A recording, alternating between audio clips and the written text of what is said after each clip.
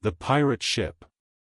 One green light squinting over Kidd's Creek, which is near the mouth of the Pirate River, marked where the brig, the Jolly Roger, lay, low in the water, a rakish-looking craft foul to the hull, every beam in her detestable, like ground strewn with mangled feathers.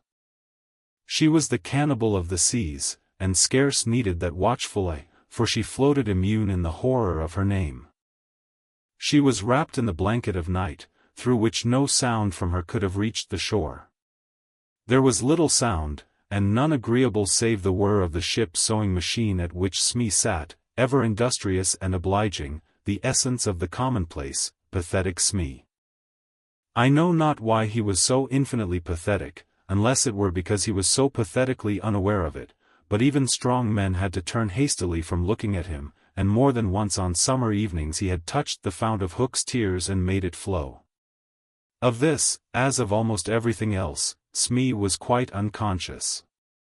A few of the pirates leant over the bulwarks, drinking in the miasma of the night, others sprawled by barrels over games of dice and cards, and the exhausted four who had carried the little house lay prone on the deck, where even in their sleep they rolled skillfully to this side or that out of Hook's reach, lest he should claw them mechanically in passing. Hook trod the deck in thought. O man unfathomable! It was his hour of triumph. Peter had been removed forever from his path, and all the other boys were in the brig, about to walk the plank. It was his grimmest deed since the days when he had brought barbecue to heel, and knowing as we do how vain a tabernacle is man, could we be surprised had he now paced the deck unsteadily, bellied out by the winds of his success? But there was no elation in his gait, which kept pace with the action of his somber mind. Hook was profoundly. He was often thus when communing with himself on board ship in the quietude of the night. It was because he was so terribly alone. This inscrutable man never felt more alone than when surrounded by his dogs. They were socially inferior to him. Hook was not his true name.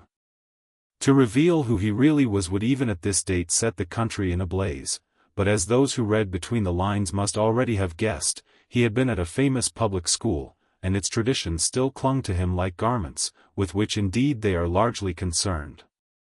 Thus it was offensive to him even now to board a ship in the same dress in which he grappled her, and he still adhered in his walk to the school's distinguished slouch. But above all he retained the passion for good form. Good form. However much he may have degenerated, he still knew that this is all that really matters. From far within him he heard a creaking as of rusty portals, and through them came a stern tap-tap-tap, like hammering in the night when one cannot sleep. "Have you been good form today?" was their eternal question. "Fame, fame, that glittering bauble, it is mine," he cried. "Is it quite good form to be distinguished at anything?" the tap-tap from his school replied. "I am the only man whom barbecue feared," he urged, and Flint feared barbecue. "Barbecue, Flint, what house?" came the cutting retort. Most disquieting reflection of all, was it not bad form to think about good form? His vitals were tortured by this problem. It was a claw within him sharper than the iron one, and as it tore him, the perspiration dripped down his tallow countenance and streaked his doublet. Ofttimes he drew his sleeve across his face, but there was no damming that trickle. Ah, envy not Hook. There came to him a presentiment of his early dissolution. It was as if Peter's terrible oath had boarded the ship. Hook felt a gloomy desire to make his dying speech, lest presently there should be no time for it. Better for Hook, he cried, if he had had less ambition. It was in his darkest hours only that he referred to himself in the third person. "No little children to love me." Strange that he should think of this, which had never troubled him before. Perhaps the sewing machine brought it to his mind. For long he muttered to himself, staring at Smee, who was hemming placidly, under the conviction that all children feared him. Feared him. Feared Smee. There was not a child on board the brig that night who did not already love him. He had said horrid things to them and hit them with the palm of his hand, because he could not hit with his fist, but they had only clung to him the more. Michael had tried on his spectacles to tell poor Smee that they thought him lovable. Hook itched to do it, but it seemed too brutal. Instead, he revolved this mystery in his mind: why do they find Smee lovable? He pursued the problem like the sleuth hound that he was. If Smee was lovable, what was it that made him so? A terrible answer suddenly presented itself: good form. Had the bosun good form without knowing it, which is the best form of all? He remembered that you have to prove you don't know you have it before you are eligible for pop. With a cry of rage he raised his iron hand over Smee's head, but he did not tear. What arrested him was this reflection: to claw a man because he is good form, what would that be? Bad form. The unhappy Hook was as impotent as he was damp, and he fell forward like a cut flower. His dogs thinking him out of the way for a time, discipline instantly relaxed, and they broke into a bacchanalian dance, which brought him to his feet at once, all traces of human weakness gone, as if a bucket of water had passed over him. "Quiet, you scugs," he cried, "or I'll cast anchor in you," and at once the din was hushed. "Are all the children chained, so that they cannot fly away?" "Aye, aye." "Then hoist them up." The wretched prisoners were dragged from the hold, all except Wendy, and ranged in line in front of him. For a time he seemed unconscious of their presence. He lolled at his ease, humming, not unmelodiously, snatches of a rude song, and fingering a pack of cards. Ever and anon the light from his cigar gave a touch of color to his face. "Now then, bullies," he said briskly, "6 of you walk the plank tonight, but I have room for 2 cabin boys. Which of you is it to be?" "Don't irritate him unnecessarily," had been Wendy's instructions in the hold, so Toodles stepped forward politely. Toodles hated the idea of signing under such a man, but an instinct told him that it would be prudent to lay the responsibility on an absent person, and though a somewhat silly boy, he knew that mothers alone are always willing to be the buffer. All children know this about mothers, and despise them for it, but make constant use of it. So Toodles explained prudently, "You see, sir, I don't think my mother would like me to be a pirate." "Would your mother like you to be a pirate, Slightly?" He winked at Slightly, who said mournfully, "I don't think so," as if he wished things had been otherwise. "Would your mother like you to be a pirate, Twin?" "I don't think so," said the first twin, as clever as the others. "Nibs, would." "Stow this gab," roared Hook, and the spokesmen were dragged back. "You, boy," he said, addressing John, "you look as if you had a little pluck in you.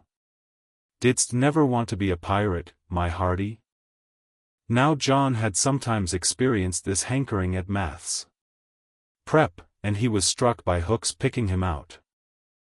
"I once thought of calling myself Red-Handed Jack," he said diffidently. "And a good name too. We'll call you that here, bully, if you join." "What do you think, Michael?" asked John. "What would you call me if I join?" Michael demanded. "Blackbeard Joe." Michael was naturally impressed. "What do you think, John?" He wanted John to decide, and John wanted him to decide. "Shall we still be respectful subjects of the king?" John inquired.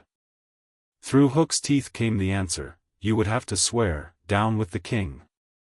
Perhaps John had not behaved very well so far, but he shone out now. "Then I refuse," he cried, banging the barrel in front of Hook. "And I refuse," cried Michael. "Rule Britannia," squeaked Curly.